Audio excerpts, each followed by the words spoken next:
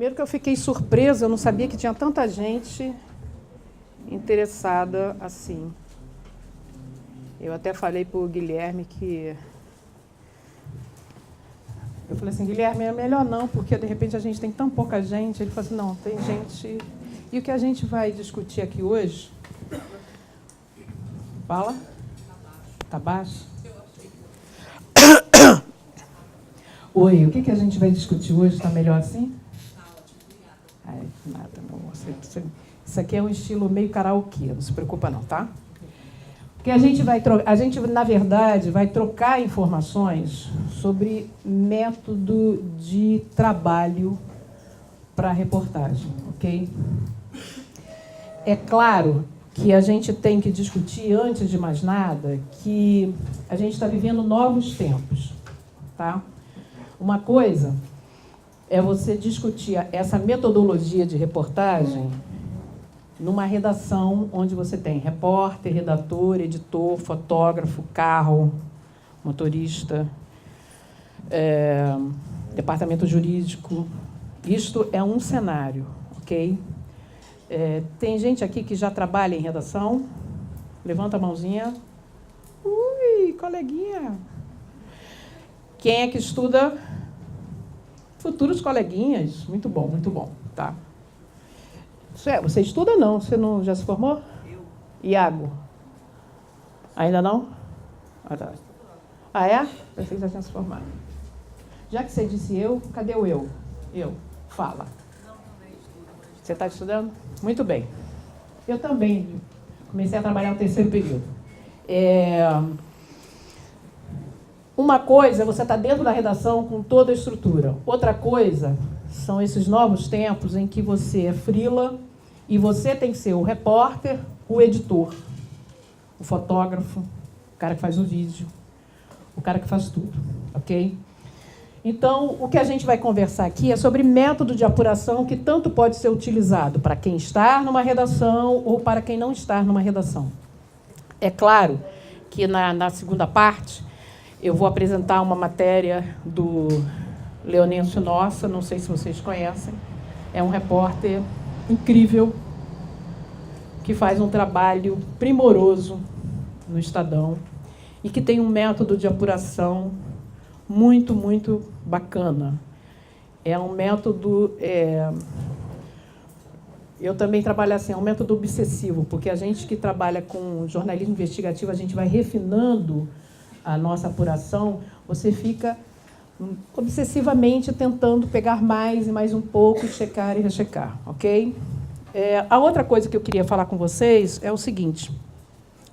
Para fazer jornalismo investigativo, você precisa de algumas, digamos assim, algumas condições favoráveis. Primeiro, é tempo, que nem sempre a gente tem, ok? Mas você precisa de tempo para você apurar, para você editar, para você checar, para você cruzar esses dados. Isso é uma coisa. A segunda coisa, você precisa ter ter uma equipe qualificada. Quando eu falo uma equipe qualificada, é uma equipe que já, pelo menos, conhece, ou se não conhece, corre atrás para aprender um pouco de hack. Tabela de Excel é o mínimo, é o basicão, ok? Saber raspar dados, saber cruzar dados, porque os dados que a gente quer e a gente procura, nem sempre eles vão estar arrumadinhos como a gente precisa, ok? Às vezes, eles vão estar dispersos e vai caber ao repórter juntar isso.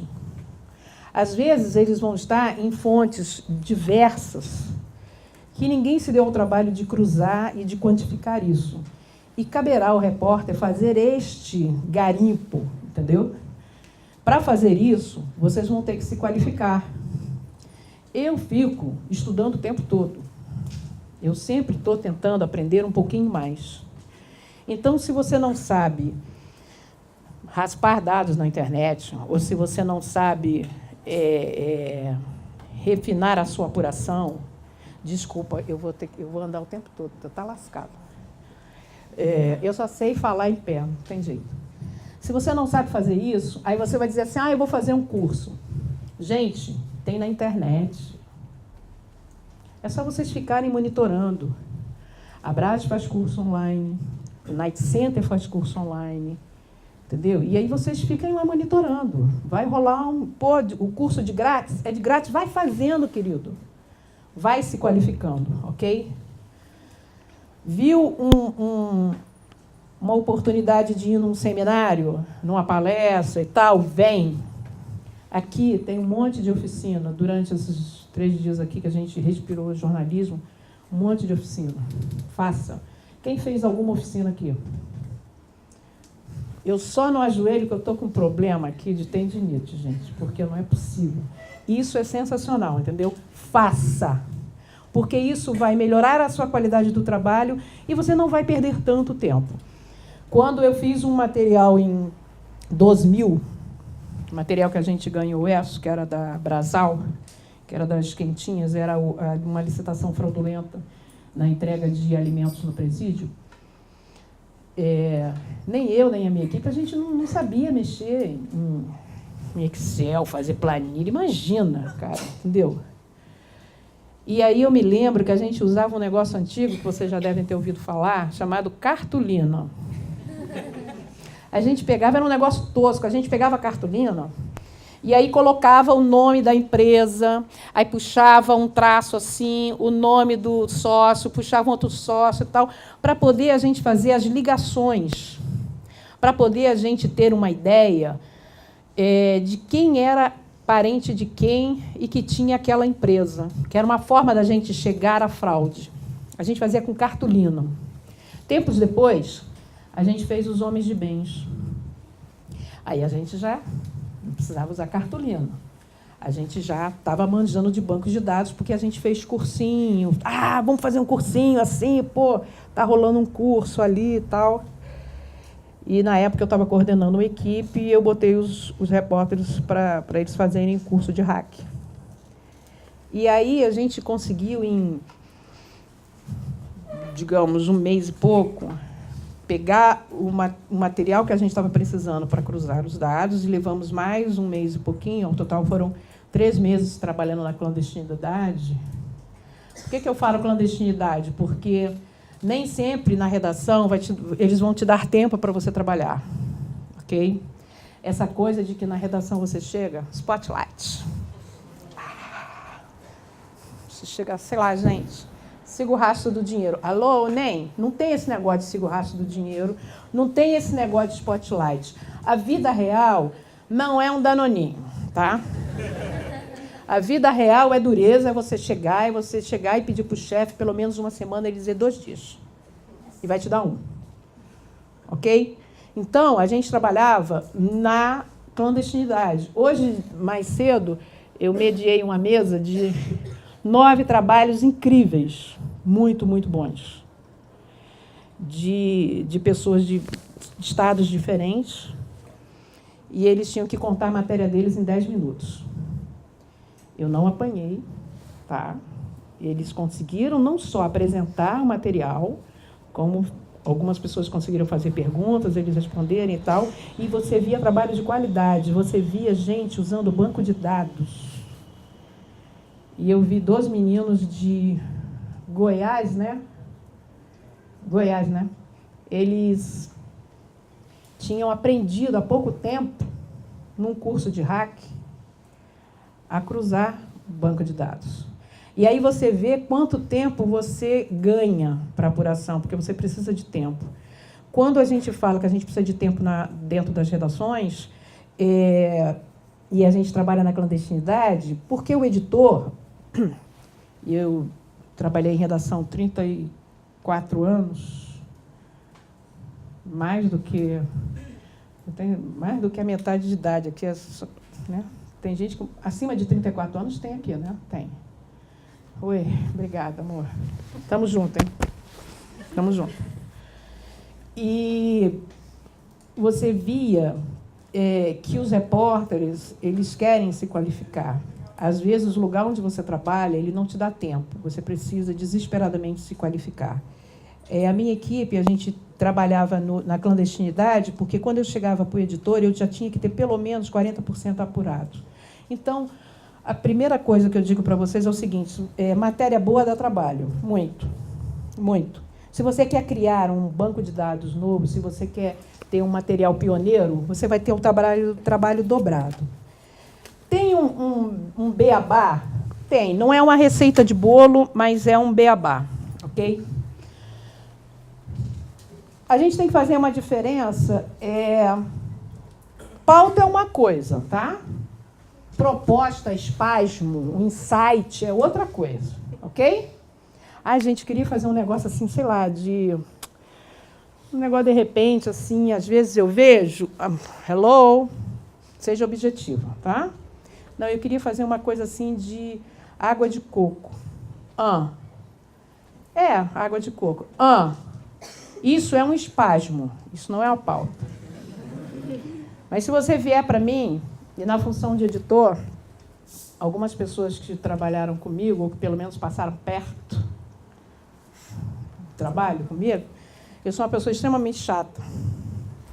Sou insuportável, na verdade. Tá? Mas é o seguinte, eu quero fazer uma coisa do coco. Por quê? Não, porque eu comprei o coco na praia a R$5, mas quando eu vou aqui em Samã, que é uma cidadezinha desse tamanho lá no Rio, eu compro a 50 centavos. Então, você pode fazer, vamos fazer o caminho do coco? Quem é que planta o coco? Onde é que tem a fazenda que está lá plantado o coco? Por quanto o cara gasta ali? Por quanto ele vende? Até o caminhão chegar na praia, esse coco vai gourmetizar o coco. Ele vai chegar a R$5. Então, aí a gente está começando a construir uma pauta, ok? Vamos dar uma olhada quem é que está plantando esse coco, quem é que está consumindo esse coco, de onde veio a muda que começou aquele coco. Mas, espera aí, coco não é da Bahia, não? Mas o coco é do interior do estado do Rio? É do interior do estado do Rio que a gente consome. Tá? Então, aí você começa a sair de um espasmo para uma pauta. Então, é a mesma coisa. Você tem uma proposta, ok, só que você tem que fazer uma pesquisa prévia. Essa pesquisa prévia, hoje, você pode fazer na internet. Você pode fazer em livros, ler livros, documentos, arquivos, fotos, vai na biblioteca, quem trabalha em veículos, vai no departamento de pesquisa lá. Não, mas eu não tenho departamento de pesquisa, eu sou freelancer. Entra na internet, bicho, tem tudo lá na internet. Tem até como fazer ovo, gente. Tem tudo. Você acha tudo na internet. É claro que você acha muito lixo. Aquilo dali vai te servir para uma pesquisa prévia. Aquilo dali não é o mundo, não é o oráculo, não é isto. É uma pesquisa prévia. Você precisa de tempo para você juntar material. Ok? Aí você parte para uma apuração inicial. Bom, eu tenho que selecionar as fontes. Quem são as pessoas que eu vou ouvir? Quem são os especialistas? Começa a fazer uma listinha. Hoje em dia, na academia, existem pessoas que fazem trabalhos incríveis. Começa a fuçar banco de teses, começa a fuçar. Existem bancos específicos de teses. Liga para as universidades. Tem alguém que está estudando, sei lá o que você vai trabalhar? Se aproxima da academia, ok? Essa pessoa pode se tornar uma fonte. Lembre-se uma coisa, o tempo da academia é um, o tempo do jornalismo é outro. A gente quer tudo para ontem. Respeite a fonte. Ok? A fonte pode querer ficar falando com você 2 horas. Respeite a fonte. Se você não tem paciência para ouvir, vai fazer outra coisa. Vai fazer outra coisa, bicho. Você tem que ouvir, tá? Às vezes é no silêncio, no intervalo, que você percebe onde é que está a pauta. Eu te faço uma pergunta, você mesmo, tá? Te faço uma pergunta e você faz. Se você fizer esse gesto, aí, opa, o cara já. Tudo bem. Mas aí eu vou insistindo. Sabe aquela coisa? Você fazia a pergunta, o cara. É simples, você para e fica olhando, esperando. Uma hora vai ter um A, o I, o O e o U, não é possível. Vai vir todo mundo, vai vir a família, né? Aí você para e fica assim. Nada substitui na hora da entrevista. Você fica incomodado se eu estou te olhando no olho? Com eles, não contigo. Entendeu? Eu não quero nem saber. Tu pode ficar... Eu vou olhar na tua cara. Nada substitui esse contato visual, entendeu? Nada substitui eu chegar para te entrevistar, eu preparada para isso. Por quê? Porque eu fiz uma apuração prévia, eu fiz uma pesquisa, eu sei com quem eu estou falando e, principalmente, eu vou fazer o recorte da minha pauta. Eu não vou falar de, sei lá, de repente quero falar sobre o coco. Não, eu quero saber exatamente quem é que está lucrando com o coco. Será que tem uma máfia do coco? Será que tem o rei do coco? Será que tem o cara que domina a venda do coco? Vou te dar um exemplo. No Carnaval no Rio de Janeiro, tem alguém aqui do Rio? Tem alguém aqui que torce pela Vila Isabel? Show, hein? Tamo junto. Vamos ganhar o campeonato. Vai ser uma loucura. Quem foi que falou? Acho que não. Quem foi? Por quê? Querido. Depois a gente conversa, tá? Se informa. Desculpa, Paulo Barros para você. Beijo. Só isso. No Carnaval do Rio de Janeiro, tem o rei do chassi. O chassi é o seguinte, é aquela armação que fica embaixo do carro. Tem um cara que vende aquilo. Está concentrado na mão do cara. Tem o rei da pluma. É o cara que vende todas as plumas. Essa venda é concentrada, entendeu? Porque os caras compram no atacado.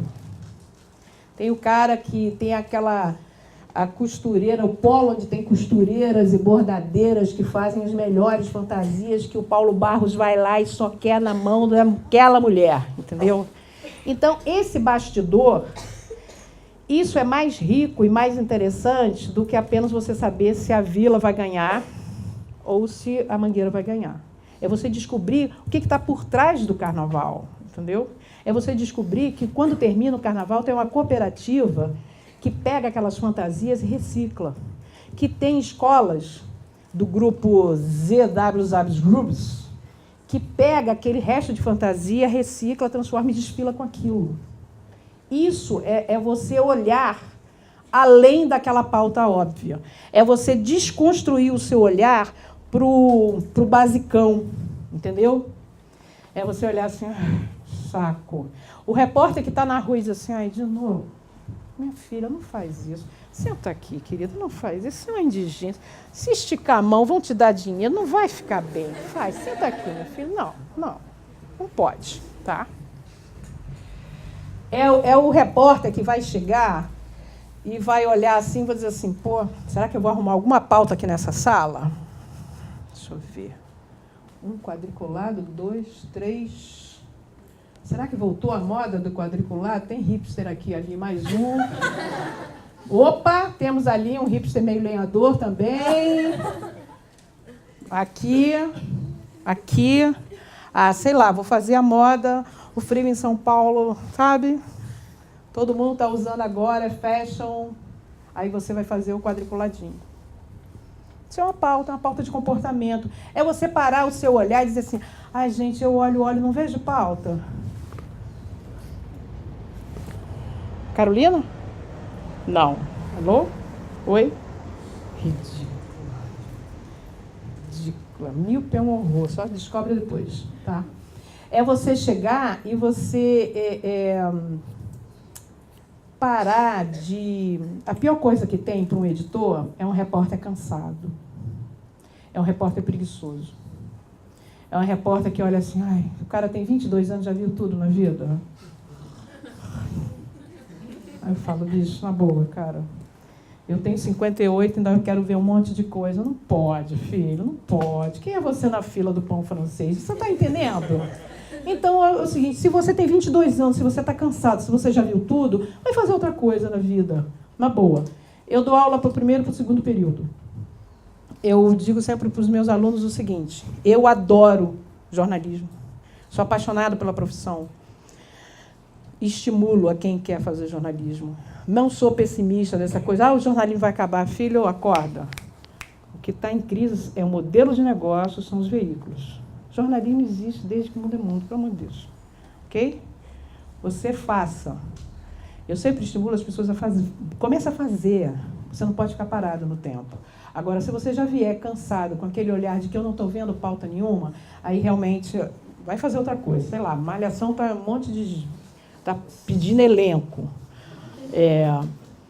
Uma coisa que você tem que fazer e que pouca gente faz, isso você pode fazer tanto em equipe como trabalho individual, planejamento.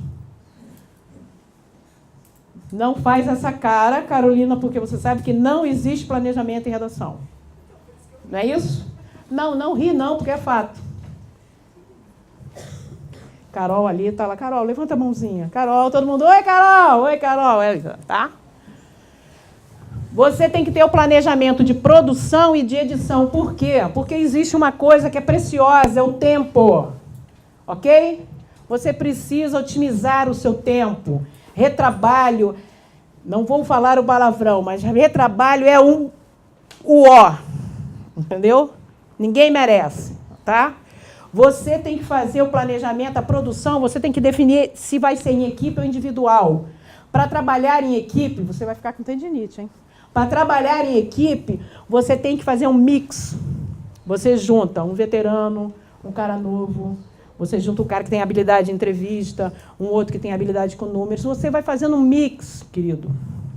Porque um vai ensinar para o outro. No final do trabalho, um vai ter aprendido com o outro. Se ninguém tiver aprendido com ninguém no final do trabalho, alguma coisa deu errado. Aí você tem que parar, faz uma análise interna e vê o que está errado para não errar de novo, tá?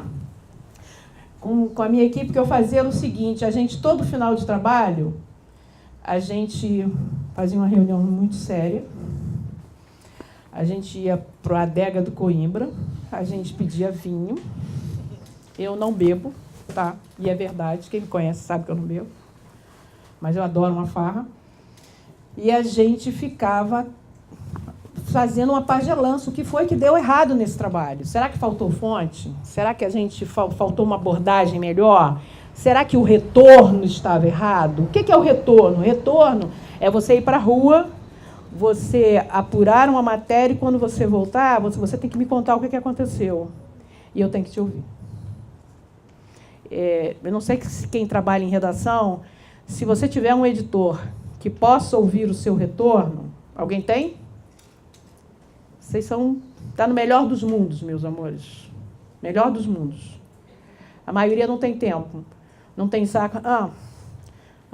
Tá. E? Bicho. Não dá, né?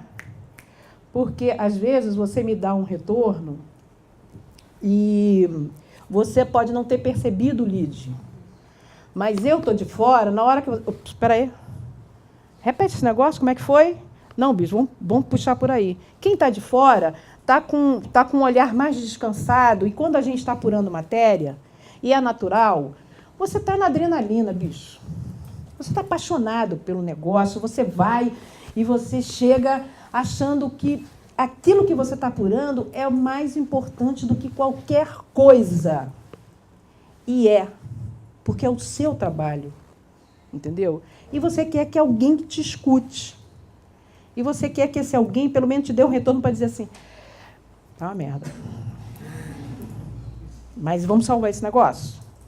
Você só precisa dar uma buriladinha aqui, está faltando 2 ou 3 fontes, e aí você vai e você resgata a pauta. Nenhuma apuração deve ser desprezada. E isso a gente vai ver na hora disso daqui, ó, dessa produção. Porque a apuração que você fez, ela vai fazer sentido. Ela pode não fazer sentido agora, mas daqui a 2, 3 meses você vai achar um papel, vai ouvir uma pessoa que vai juntar aquilo e vai fazer sentido. Nunca não joguem fora nada. Eu sou a louca que guarda papel. Não joga fora nada. O que você apurou foi fruto do seu trabalho. Isso vai fazer sentido em algum momento. Guarda esse negócio que daqui a pouco você vai aproveitar ele.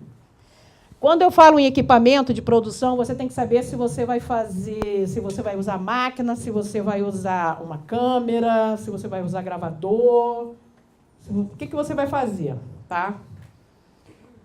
É necessário no planejamento você saber o tempo de entrega? Sim. Sabe por quê? Se deixar, você quer ficar apurando a sua vida toda, aquilo ali. Tem uma hora que a gente diz, chega, vamos botar no papel?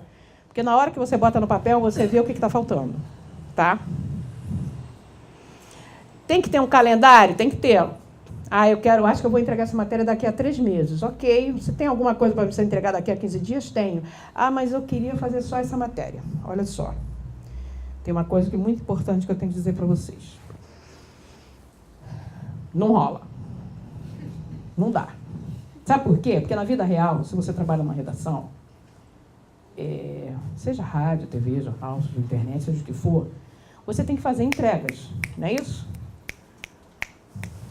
Gente, alguém tem que entregar, alguém tem que botar aquele negócio para funcionar, entendeu? Não, mas se todos os... Se eu tiver, sei lá, se eu tiver 12 repórteres, todos eles estiverem com matérias brilhantes para me entregarem daqui a 6 meses, o que eu vou fazer em 6 meses? O que eu vou botar no ar? O que eu vou botar no online? O que eu vou botar no papel? Então, tem que ter um calendário. É uma coisa chata, mas jornalista precisa se organizar. Ok? Você tem que se organizar. Alguém aqui é desorganizado? Vida real, gente. Levanta a mão. Assume. Somos poucos, mas somos barulhentos. Estamos juntos de novo, hein? Estou sabendo, já estou vendo que tem sintonia. Olha só. Na vida pessoal, eu sou extremamente desorganizada. Eu peguei a minha certidão de nascimento, fiz 10 cópias, autentiquei todas as 10 cópias e coloquei todas no envelope. No envelope. Eu reencontrei esse envelope 10 anos depois, agora em novembro. Dentro da minha casa. Você não está entendendo a emoção. Eu estou falando sério. Eu até tuitei, fotografei, eu mandei para um amigo meu que também já perdeu a certidão. Eu falei assim, cara, eu resgatei a minha identidade. Eu achei. Agora pergunta se eu sei onde está de novo. Mas eu tenho uma cópia. Entendeu? Então, na sua vida, na vida pessoal, você pode ser extremamente desorganizado.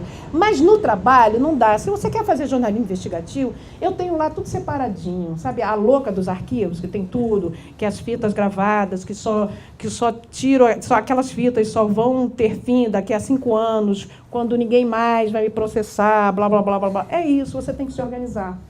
Tá? Eu encontrei contigo, por você é uma fonte ótima, peguei todos os seus contatos, eu tenho que arquivar isso. Não arquiva só numa agenda. Bota na nuvem. Hoje em dia tem a nuvem. A nuvem cabe tudo. Joga na nuvem. Joga em algum lugar. Faz backup desse troço. Compra um HD de 2 teras. Dali tu põe tua vida toda, entendeu?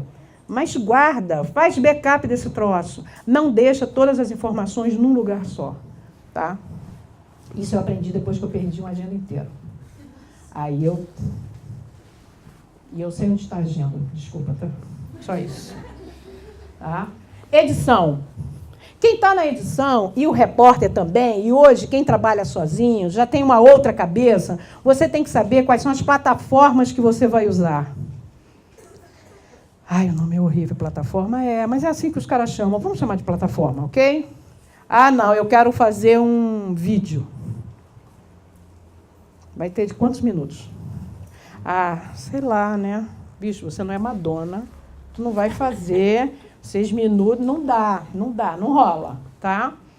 Não, mas eu quero fazer um teaserzinho, um videozinho de 1 minuto, vou botar na internet, eu quero uma entrevista, estou pensando num podcast, é essa a conversa. Quero fazer um 360, não aprendi, mas vou aprender a fazer, tá?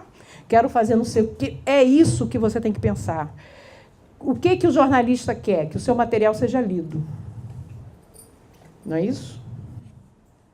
Seja publicado. Alguém tem que ter conhecimento deste material. Eu quero o cara lá do interior do Pará que sabe o que eu estou fazendo. Mas ele pegou através de uma rede social que alguém postou. Tá ótimo, bicho. O cara está me lendo. Em algum momento ele está sabendo o que eu estou fazendo. Ok?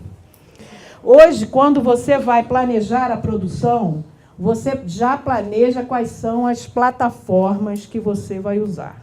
Se você não faz isso, se o editor não faz isso, ele deveria fazer. Por quê? Porque na hora que você mandar o repórter para a rua, isso a gente está falando de redação por enquanto, tá? Aquele repórter vai saber que depois que eu te entrevistar, eu vou pedir para gravar um videozinho contigo. Eu vou fazer algumas fotos com você. Você pode me dar aquele material em PDFzinho para eu levar? Aquela documentação toda que eu vou usar? Eu vou extrair o máximo que eu puder para não ter que voltar depois. Porque não adianta nada você voltar e dizer assim, olha, o cara é ótimo. Inclusive, sabe, na hora que a gente estava falando, ele é um corrupto, tá? Vamos numa hipótese, não você. Ele é um corrupto e tal, não sei o quê. E ele até tocou Caetano e tal, pereré, pereré. Ah, legal, você gravou o vídeo? Não, porque... Ah, não sabia se a gente ia usar. Então, hoje em dia, não tem essa desculpa de não sabia que a gente ia usar. É claro que essa geração digital... Eu sou analógica, com espasmos digitais, tá? Mas essa geração digital, dessa galera, dessa idade, você, quando tu vai numa festa, né? Quem tem 22, 23, até 25? Tá na balada, tá? Quem é que tira foto quando vai para a balada? Faz videozinho? Um bumeranguezinho básico, né? Ups, tamo junto. Sabe? Tá aí, rolou um crushzinho, né? Pá, deu um match, se encontrou, pô, beleza, show. Por que diabos você não usa isso, não o crushzinho, para o trabalho? É a mesma coisa, gente. É só você ir para o lado da força, você pensar como é que eu vou fazer isso para o meu trabalho. Se eu já faço isso na balada... Por que eu não posso fazer isso na hora que eu estou entrevistando o cara? Ok? Então, é pensar isso. Ah, é mais uma coisa para fazer? Não. Já está no seu DNA, você já sabe. Eu tive que aprender e introjetar isto. Eu que sou uma pessoa que comecei em rádio e TV, e sou apaixonada por rádio e TV, mais rádio, inclusive, do que a TV, eu acho que a internet... já há algum tempo sempre achei isso. Gente, consegue juntar jornal, rádio, TV, revista, juntar tudo num lugar só? Não, fala sério. Você conseguir pegar um material e você usar várias plataformas, você conseguir contar, você ter narrativas diferentes, formas de você fazer diferente. Você usar o Twitter a seu favor. Tá? Você usar o Facebook da melhor maneira possível. Se você já faz selfie toda hora, eu sou a rainha do selfie. Quem me conhece sabe. O que é? É verdade, é verdade, é verdade, é verdade. Se você já usa isso, por que você não pode estar fazendo isso? Eu vou falar rapidinho o seguinte. Eu acabei de... eu fiz agora o Caminho de Santiago. Acabei há uma semana. Tá? Durante os 40 dias que eu caminhei, parece conta de mentiroso, né? Mas foram 40 dias, porque eu resolvi fazer em 40. Eu botei no Facebook, eu fiz vídeo, eu fiz foto, e eu colhi material, além disso, ainda gravei coisas que eu vou usar de uma outra forma. Sabe por quê? Isso não é trabalho, porque isso estava na tua vida, você estava ali fazendo. A coisa está acontecendo na tua frente. Ah, não vou fazer, não sei. Automaticamente, se você está andando e você vê uma coisa, você já trabalha com a mão só. Né? Você já faz. Você já, automaticamente, você já sabe. Quando você, com o tempo, você olha assim, isso dá um vídeo, isso dá não sei o quê, e eu acho que é legal entrevistar aquela pessoa. Se você faz isso na sua vida pessoal, você pode fazer isso no seu trabalho, tá?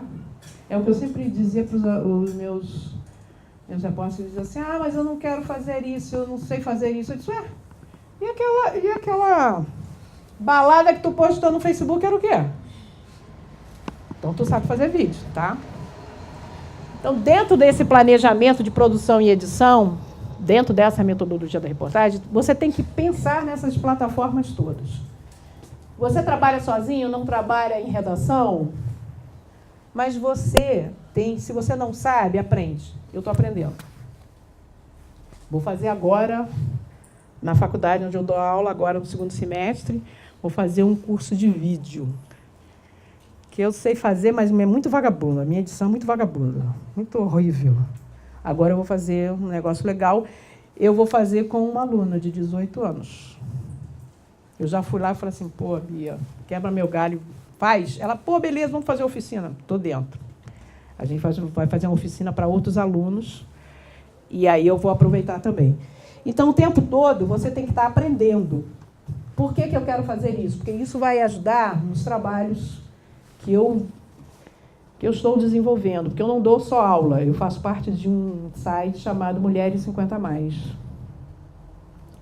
Nem parece, mas eu já fiz mais de 50. Tá. E aí a gente está bolando uma série de projetos e quanto mais eu me qualificar e souber mais coisas eu vou poder fazer. Então, se eu posso fazer isso, filho, você também pode, ok? Aí você foi, já bolou, já fez todo o planejamento, a segunda fase. Bom, você tem que realizar isso, tá? Pense o seguinte, mas eu só posso fazer isso quando for matéria especial? Não, matéria do dia a dia você pode fazer isso, porque automaticamente isso vai vir na sua cabeça. Eu vou trabalhar com a fulana de tal, porque a fulana é ótima para trabalhar. Trabalhe em duplas, em trios, trabalhe sozinho, trabalhe da forma que você for, que você quiser. Agora, trabalha com gente que você possa confiar na apuração. A pior coisa que tem é você dividir um trabalho com uma pessoa que aí você descobre que está tudo inventado, que ela apurou, ok? Então, para você não sofrer, não perder amizade, entendeu? Então, você já resolve isso. A segunda fase, que é a de produção, é realmente as entrevistas que você vai fazer, a análise de novos documentos que você vai achar e os especialistas. O retorno você tem que discutir dentro da sua editoria, quem trabalha em redação, se vai ser diário, semanal, mensal, quinzenal. Toda vez que eu fiz trabalhos de equipe, de fôlego, a gente fazia uma reunião e a gente já definia no primeiro dia as regras. Se você definir nos primeiros contatos a regra, olha só, você vai ter... A regra é clara, o compromisso de cada um já está ali formado, a distribuição de tarefas já está resolvida, então ninguém pode reclamar depois que não foi avisado, ok? Regras claras, quando eu digo é o seguinte, no último trabalho que eu fiz, os repórteres pediam... vamos continuar aquele esquema de retorno diário? Beleza. A gente fazia, claro, fora do nosso horário de trabalho, porque no horário de trabalho você tinha muita roupa para lavar, muita manchete para entregar, e você tem que arrumar tempo para fazer as suas coisas, ok? Você está trabalhando sozinho. Você é freela. Liga para um amigo. Pede para ele ler a tua apuração. Dá uma lida aqui, cara. Aí o cara vai dizer, eu não entendi nada. Aí você, opa, tem alguma coisa errada. O que você está sentindo falta? Você mostra para alguém o seu trabalho, alguém de confiança. Claro que você também não vai mostrar para um coleguinha que vai roubar a tua pauta, né? Porque isso acontece muito. Acontece na novela, acontece na vida, gente. As pessoas roubam pauta, ok? Está gravado? Vou repetir, que é para não ficar nenhuma dúvida. Se você tem uma boa ideia, não conte no bar. Não fale dela dormindo. Entendeu? Você simplesmente pega essa ideia, você pensa, elabora, restringe. Se você tiver uma pessoa de confiança, um amigo legal, não um amigo urso, um amigo bacana, você senta e conversa. Se você tiver um editor bacana, uma pessoa que você confia, você vai lá e conversa. Agora, pauta boa discutida em botequim, tu quer perder, né? Não tem jeito, ok? Quem já falou de pauta aqui em botequim? Assume. Sabe por quê? Porque jornalista é um bicho vaidoso. Você não sabe o que eu estou fazendo, cara. Olha, dá batatinha. O seguinte. Aí você fala. Eu já escutei 2 pautas em botequim. O cara do lado, blá, blá, blá, blá, e você levanta assim. Bicho, olha só, se eu fosse uma pessoa, vou falar um palavrão, Se eu fosse uma pessoa escrota, eu já estava roubando a tua pauta. Tá bom? Pauta é que nem passarinho. Quem pegar é dono. Simples assim. Ok? Alguém está trabalhando em alguma pauta importante aqui? Você pode me falar qual é a pauta? Por que não, cara? Claro que posso. Pode falar agora? Posso falar agora. Não, não deveria. Claro que não. Claro que não. Entendeu? Eu posso não roubar exatamente a sua pauta, mas roubo a sua ideia. Customizo ela para o meu estado, né? Para a minha cidade. Tem alguma pauta boa, Carolina? Quer abrir para todo mundo? Você tem alguma pauta boa? Quer abrir? Vixe, te conheço. Nunca te pedi nada. Não. Não. Simples assim. Não. A vaidade é o pior inimigo do jornalista. O jornalista é um bicho vaidoso, arrogante, orgulhoso, tem um ego gigantesco. Não cabe nessa sala. É um bicho esquisito. Entendeu? Então, não fala de pauta. Eu não falo de pauta para ninguém. E mais, eu proíbo os repórteres que sempre trabalharam comigo de falar de pauta na cantina, no cafezinho, sabe? Quando tem a outra editoria de olho, aí tu fala na pauta. Aí tu vai no bar e tu conta para a pauta. Aí tu quer comer gente, aí tu vai lá e conta para a pessoa. Aí a pessoa conta na manicure, conversando. Ih, cara, meu crushzinho já disse isso. Aí quem está fazendo a unha do lado, misturinha na francesinha ali, só jogando a francesinha, aí escutou e conta para o outro, que conhece a comadre da madrinha, da irmã de não sei quem, daqui a pouco tua pauta já está em outro lugar, tá? Então depois não reclama. Pauta não se fala, ok? Retorno diário, já falamos, checagem de dados. Esse é um dos pontos onde ocorrem mais erros dentro do jornalismo. Nome errado. Eu tenho certeza que ele falou que eram 25%. 65%, 35%, 60%. Não, era 35%. Eu escutei errado. Por que você não perguntou de novo? Eu estava com vergonha. Jornalista não pode ter vergonha, ok? Não entendeu? Não ouviu? Desculpa, Luiz com Z ou com S? Isso não é uma pergunta idiota. Isso é uma pergunta necessária, ok? O seu Cláudia tem acento? É isso. O senhor falou que roubou 1 milhão? Aí eu falei, não, eu roubei 1 bilhão. Eu disse, bom, então tinha ouvido errado. Quantos zerinhos mesmo? Peraí, deixa eu ver se eu... É isso, tá? Pergunta, porque senão você comete erros. Eu já vi repórter ser demitido porque cometeu esse erro. Achou que eu vi, o cara falou, eu vou fazer os não. O cara falou, eu não vou. Tinha um não. Que o cara falou, não, e não ouviu o não. Então, muda toda a frase, tá? Checa os dados, checa os nomes, checa o seu material. Será que esse material é quente? Esse material foi plantado? Esse material foi arranjado direitinho para entregar na minha mão? Esse material, essa prestação de contas do TCE é quente ou é mentirosa? Quem me deu? Foi o conselheiro? Foi antes da votação do relatório? E eu estou dando como aprovado, quando, na verdade, ainda era uma análise do relatório? Muda tudo. Uma coisa é o relatório que foi aprovado. Outra coisa é quando você ainda está elaborando o relatório, ainda não passou pela votação. Uma coisa é a proposta de uma lei. Outra coisa é a proposta que virou já lei, que já foi aprovada, que recebeu 95 emendas, inclusive, 45, remendos lá, e aí virou um bicho, ok? A gente tem que ter muito cuidado com isso, tá? Redigir o texto.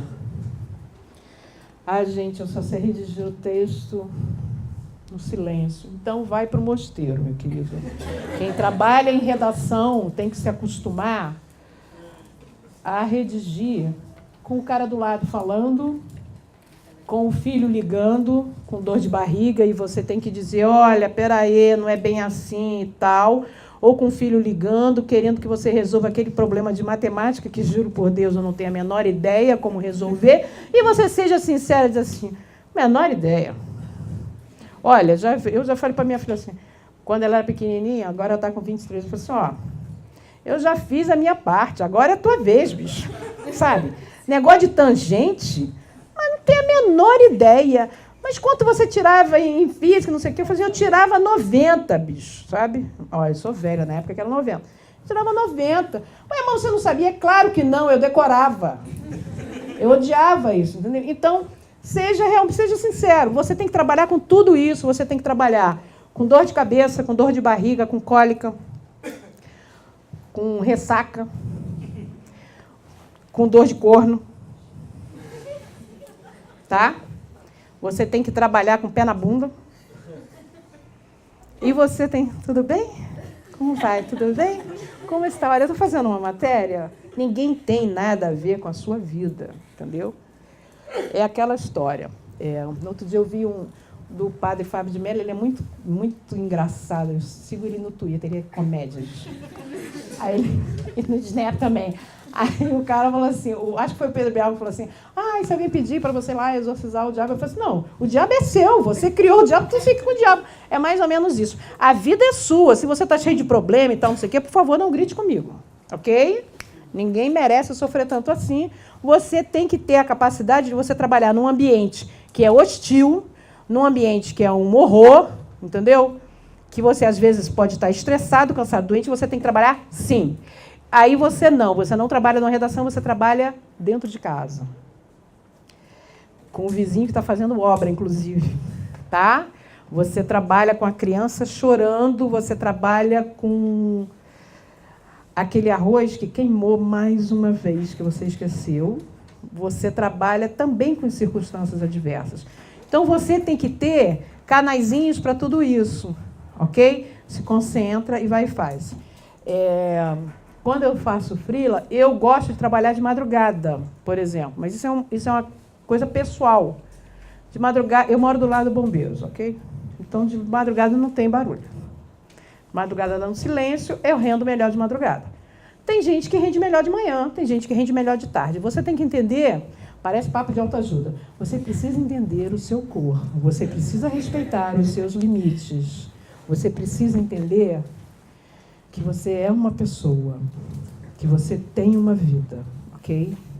E outra coisa, jornalista precisa ter vida, ok? As pessoas precisam passear, as pessoas precisam beijar na boca, as pessoas precisam ir ao teatro, ir ao cinema, baixar na pirataria filme, série coreana, alguém vê série coreana? Entendeu? Você tem que ter vida. Sabe por quê? Quando você sai para dar uma volta no aterro, Quem é de São Paulo? Ui, nervoso. Vocês saem aonde? Onde é que vocês caminham? Ninguém caminha? Ibirapuera. Decorou, Ibirapuera, tá? Quando você caminha pelo Ibirapuera, você está ali oxigenando, né? Até as plantinhas precisam pegar sol, né? Clorofila, e você está lá, sua vitamina D está funcionando, você está caminhando a endorfina, você está mais feliz, está alegre. Interessante, que cruz pegava. Você está vendo coisas, você está se divertindo, você está falando bobagem. Mas a bobagem faz bem ao espírito, entendeu? Você deu uma desestressada daquele material. Isso está tudo gravado, isso vai ter que ser editado. Você deu uma desestressada daquele seu material, que é você descobrir onde está o erro daquela licitação, onde está aquela roubalheira. Isso é uma coisa que consome. Você precisa de tempo para dar uma relaxada. Por quê? Porque na hora que você está caminhando, as boas ideias você tem quando você está relaxado, tomando banho. Experimenta isso. Na hora que você está tomando banho, te dá um insight. Sempre quando eu fazia material de fôlego, eu acordava de madrugada com o lead na cabeça. Gente, é negócio de maluco, parece coisa de possessão, mas não é. Sangue de Jesus tem poder. Não é. Tu acorda com o lead na cabeça e você acorda, caramba, era exatamente isso. Eu não escutei aquela pessoa. Porque é a hora que você dê uma relaxada. Se dê momentos para não fazer nada. Ok? Ok? Se dê momentos para não fazer absolutamente nada. Para rir com o filho, para brincar com o filho, para inventar uma nova receita, se gosta de cozinhar, ok? E se acertar, me chama, porque eu odeio cozinhar, adoro comer. Faz esse tipo de coisa. Vai ver o jogo do Vasco, eu não vou, mas vá ver. Vá fazer alguma coisa, tá? Edição. Se você não tiver um editor, se você não trabalhar em redação, você mesmo que vai ter que fazer a edição do seu material. Mas vai ser difícil de você fazer? Não. Lembra que a gente passou por todas aquelas etapas? De você fazer o recorte, de você já ouvir as pessoas. E você já vai saber que, se você fizer uma série, todo dia tem que ter um lead forte. Ah, gente, mas é porque sobrou tanto material. Amor, senta aqui. Se o material sobrou e não tem lead, e não tem menor importância, vamos tentar resgatar esse material e transformar em alguma coisa do bem. Vou dar uma de Darth Vader. Vou fazer alguma coisa e aí você agregar este material para ele virar um boxezinho, ele virar alguma coisa. Mas este material que não tem lead, que não tem nada, que apenas sobra, ele não pode vir sozinho no dia. Porque o leitor, ele sabe que está sendo enganado. Ninguém é idiota. Quando você olha assim, antigamente, a gente dizia assim, pô, o cara está enchendo linguiça, não é? Pois é. E aí, quem escreveu foi a Larissa. Eu não leio mais nada dessa menina. É isso. Quando estiver olhando na internet, ih, lá vem aquela cascateira. Outro. É isso. O que você tem é o seu nome, então zele por ele, tá? Construa a sua reputação em cima do seu nome, em cima do seu trabalho. Distribuição do material para as plataformas. Lembra que na primeira etapa você já sabia quais eram as plataformas que você iria utilizar? Agora você só vai distribuir. Ah, mas eu preciso que a Alice pare de fazer fotos, por exemplo. Mas eu preciso que ela selecione as fotos e ela me passe que eu quero fazer uma galeria de fotos. Eu preciso pegar aquele videozinho e pedir para a Larissa editar aquele vídeo, porque ela faz uma edição super bem trabalhada. Então, você já sabe como utilizar aquele material que você pensou lá atrás. Todo esse planejamento pode ir por água abaixo? Pode. E agora? Agora significa o seguinte, jornalista também tem uma outra capacidade, qualidade, habilidade, o que você chamar, que é você ter flexibilidade, você trabalhar com o imprevisto, ou seja, você se vira nos 30 mesmo. Caiu a pauta, mas o assunto é ótimo. Vamos dar uma olhada na apuração, vamos ver se a gente consegue puxar um gancho novo, o tal do gancho. Vamos ver se a gente consegue puxar o gancho novo, ok? Rechecagem. Mas que saco, eu já chequei. Nem. Checa de novo. Por quê? Porque a gente erra o tempo todo. O que a gente vai fazer é minimizar o erro, ok? Em vez da gente digitar o 8, a gente digitou o 3. Eu sei porque a gente já fez isso. No material dos Homens de Bens, a gente tinha um info de 2 páginas, que ele foi corrigido pelas 7 pessoas que faziam parte do grupo. Cada um que lia achava um erro. Aí a gente consertava. Aí o outro que ia ler achava um outro erro. E a gente consertava.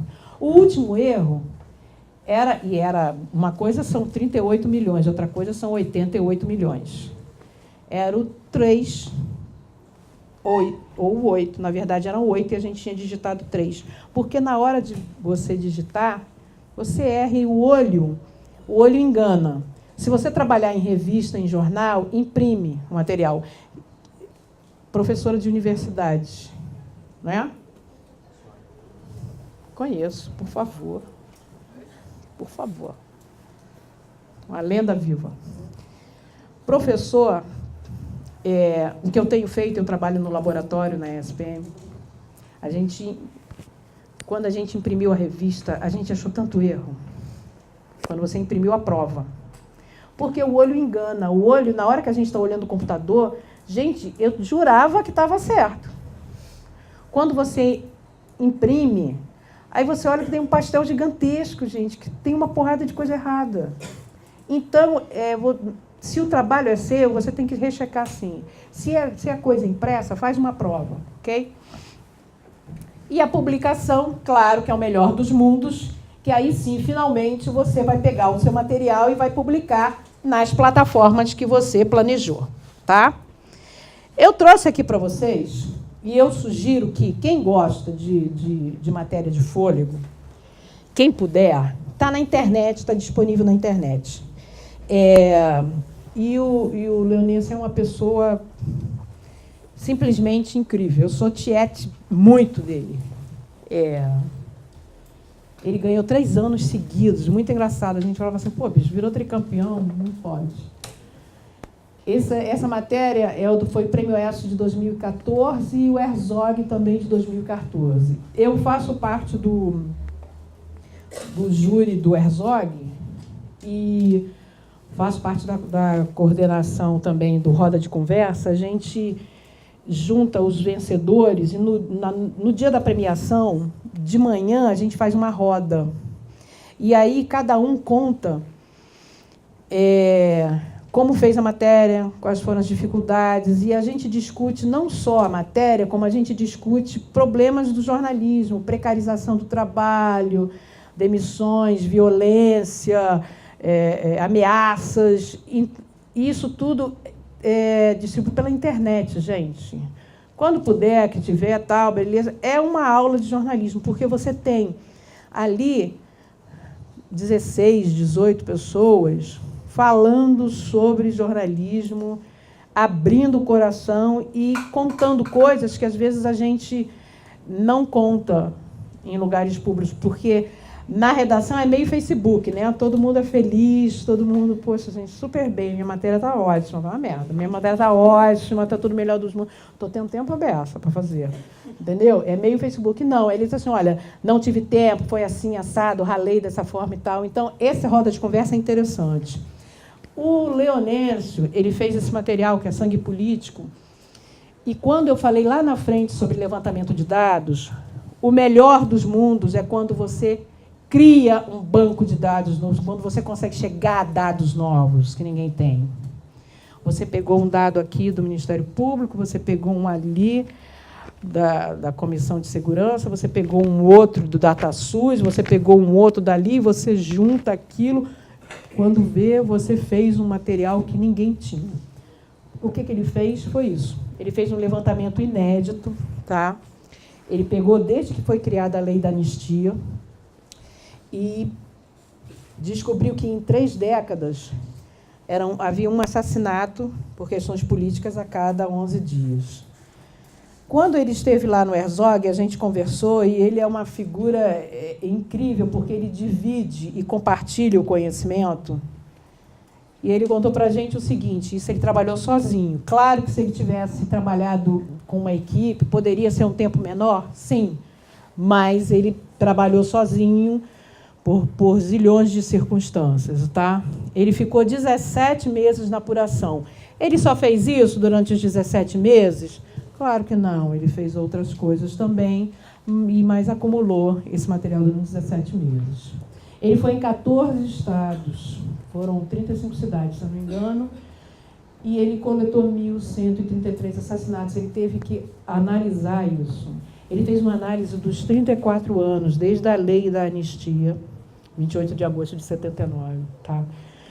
Quais foram as fontes que ele usou? Tribunal de Justiça, acervos de entidades de direitos humanos, arquivos de CPIs, delegacias, cartórios, falou com família, advogado, delegado político. E aí ele chega nisso, ó. O mapeamento dos crimes. Onde é que se matou mais? Distribuindo pelos estados. Em que circunstâncias foram essas mortes? Esse material está disponível na internet. Esse material é muito bom.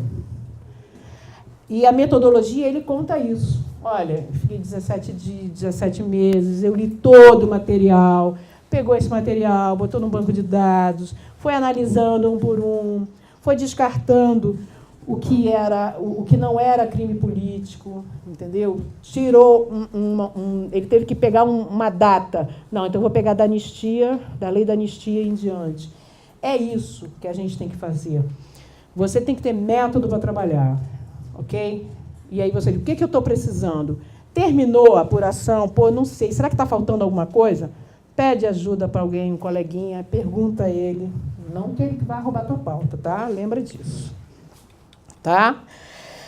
Essa série foram, se não me engano, foram 13 páginas, foi uma série gigantesca, teve na internet também, ok?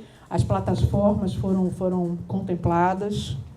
Esse material é um material que eu aconselho de estudo mesmo, é um material incrível, um trabalho muito criterioso, e ele preocupado com tudo, as fotos, a forma de escrever, o texto que ele tem é brilhante, entendeu? Eu sou realmente muito fã desse material e do trabalho do Leonêncio.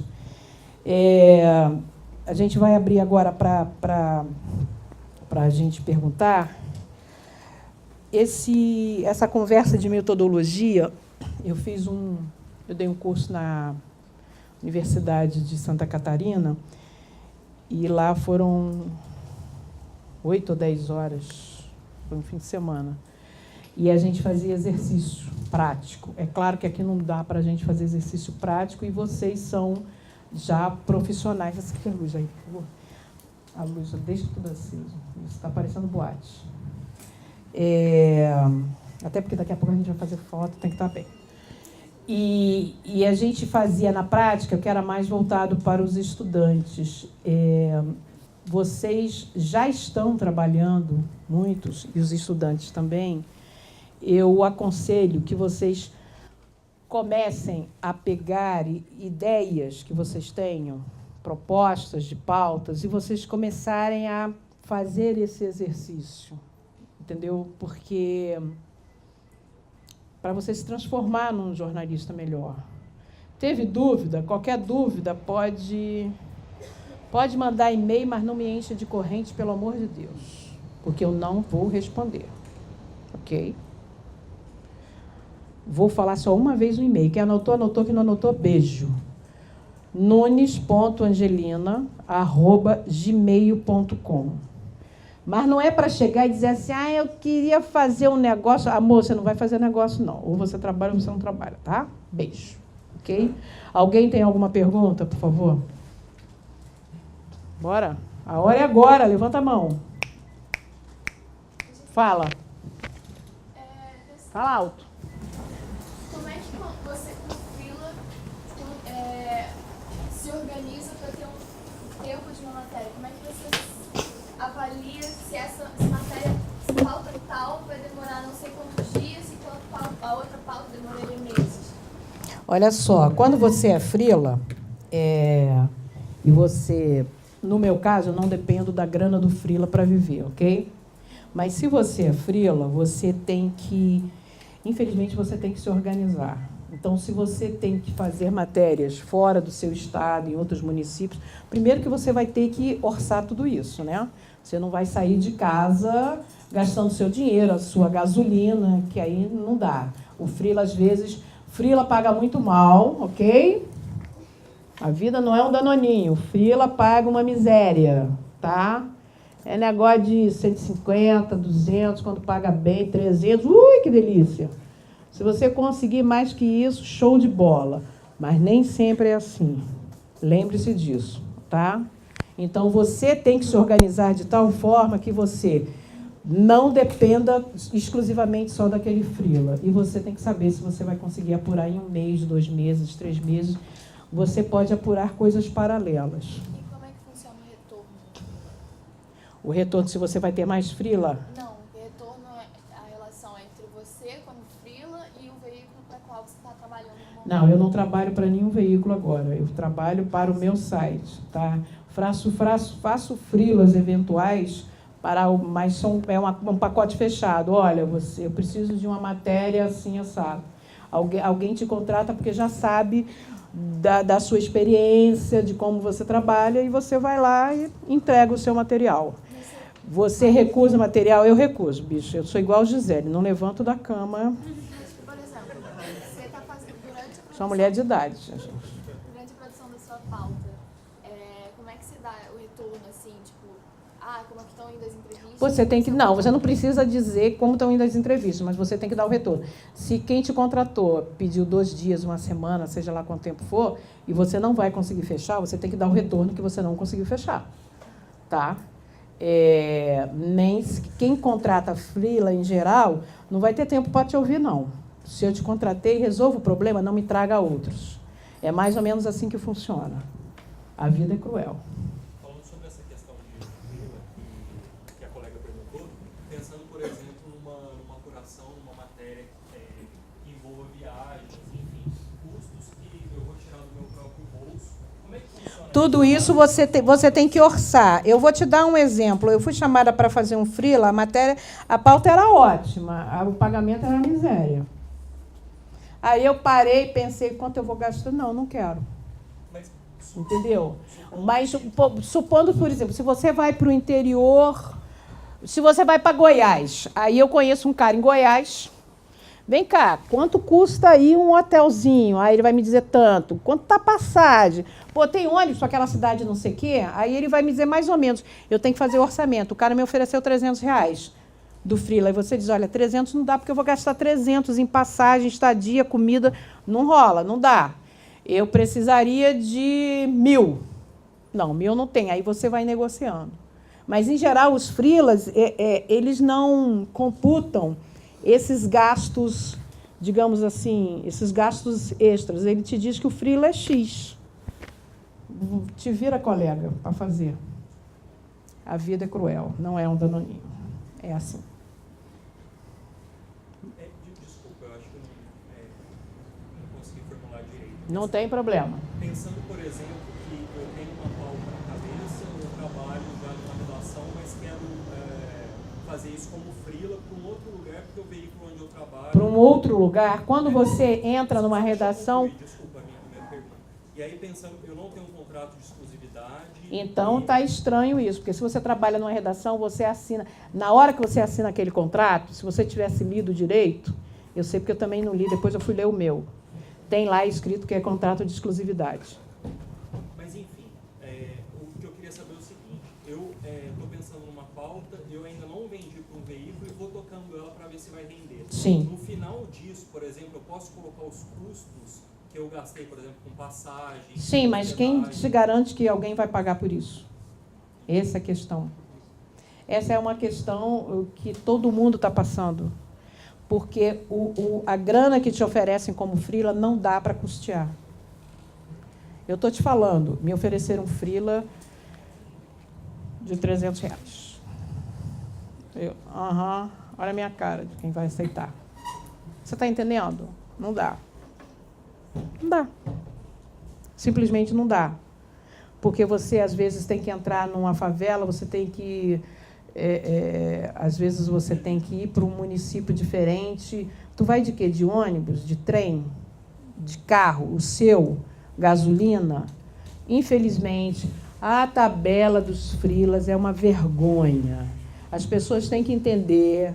Estou gravando.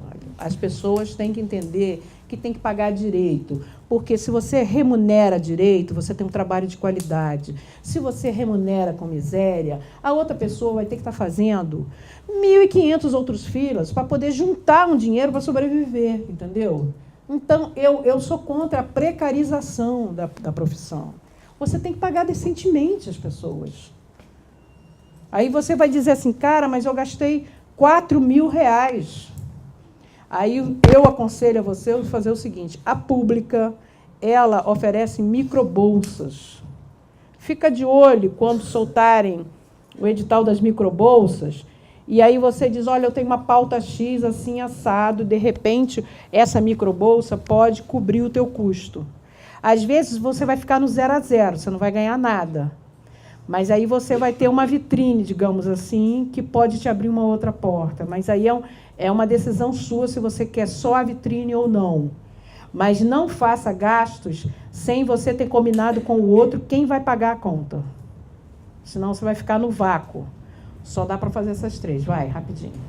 Só fazendo também um parecer dentro disso que a senhora falou. Como é que é? Passou o avião aí. Ah, tá. A pergunta é assim, hoje o jornalismo investigativo não se banca, ele não se paga. Na maioria das Sim, sim, foi o que a gente disse no início, custa dinheiro. Eu vou dar um exemplo como eu tenho feito ultimamente nos últimos anos. Quando eu vejo uma pauta que para mim é interessante, do interesse público, dos direitos humanos, que é uma área que eu gosto muito, na maioria das vezes eu tenho pago para fazer. O resultado final é deficitário. Eu ganhei 4.000, mas eu gastei 10 às vezes. Sim, sim, acontece isso. Pelo desejo de ser jornalista. Você pode fazer, sim, mas entendeu? Isso tem a ver com o que você falou. Às vezes mas você pode fazer isso se você tiver digamos assim, um lastro, você consegue viver sem aquela grana. Porque tem outra forma, só para concluir, a pergunta que eu faço hoje não é uma pergunta que eu acho que você não tem resposta, que ninguém tem aqui. Quem é que paga a conta disso no futuro para que nós, jornalistas, consigamos produzir um material de qualidade e ser remunerados por isso? Isso aí a gente vai ter que ficar discutindo em vários seminários, entendeu? É uma pergunta que eu não tenho resposta. Sim, é uma reflexão que a gente tem que fazer. Eu só vou exemplificar, só para concluir minha participação, o que eu tenho feito hoje, eu trabalho num veículo, trabalho numa TV de Curitiba, tenho um salário e consigo sobreviver. Quando eu quero ganhar um pouquinho mais, eu virei empreendedor, abri um food truck de pão com linguiça, para poder ganhar dinheiro. Para poder bancar projetos particulares. Sim. Fala. E como uma investigação de foro, ela esbarra no interesse do dono do jornal ou no interesse comercial? Ela vai ser arquivada e jogada no lixo. Não era essa a resposta que você queria ouvir, mas ela vai ser arquivada e jogada no lixo. E você vai ser demitida no próximo passaralho. Não imediatamente para não pegar mal. Entendeu? Desculpe, gente, essa é a verdade.